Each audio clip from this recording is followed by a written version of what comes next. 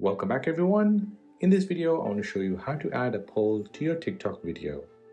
A poll is basically a question which you ask on TikTok and viewers can vote by pressing yes or no.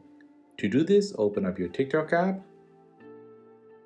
tap on the plus sign and record your video, or you can upload your video to TikTok. Now, once you have recorded or uploaded your video, it'll then take you to the video editing screen. Tap on sticker at the bottom, browse through this and find poll, then tap on it. Now you'll get this sticker on your video. Customize it by tapping on the question, type in your question.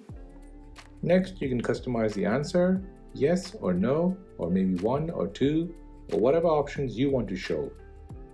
Now you can move this poll anywhere you like on the screen and resize it as per your choice.